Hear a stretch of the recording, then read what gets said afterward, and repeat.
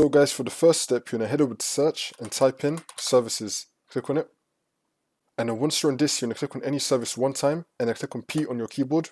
Now you're going to scroll down till you find Print Spooler. You're going to double click on it.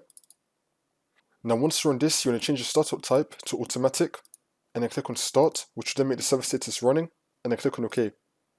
And now you want to right click on Print Spooler and then click on restart. And then once you've done that, now we're going to click on D on our keyboard. And now you're going to find Decomp Server Process Launcher. You're going to double click on it. If it lets you, you're going to change the startup type to automatic and then click on start, which will then make the service status running, and then click on OK. Now we're going to click on R on our keyboard. And now you're going to find RPC Endpoint Mapper. You're going to double click on it and then do the same thing. Change the startup type to automatic and then click on start, which will then make the service status running, and then click on OK. And now for the next step, you're going to head over to search and type in File Explorer. Click on it. And then once you're on this on the left hand side, you're going to scroll down and click on this PC. Now you're going to click on the drive where you have Windows installed on. It's going to have the Windows logo on it.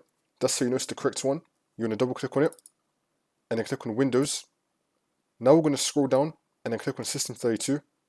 Click on this. And now you want to scroll down again and then find Spool. We're going to scroll down till we find Spool right here. Double click on this. Now you're going to click on Printers. Continue. You want to delete everything in this folder. I don't have anything here, but you just want to highlight over everything here and then click on Delete. Delete everything in that folder. And now for the next step, you're going to head over to search again and type in Troubleshoot Settings. Click on it. And then once you're on this, you're going to click on Other Troubleshooters.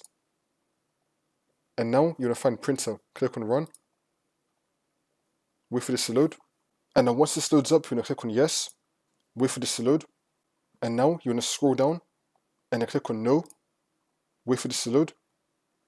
And now this will come up. It's going to be checking some things for you. Wait for this to load. And then once this comes up, it should come up with the tick. Now you just want to restart your computer and then the problem should be fixed.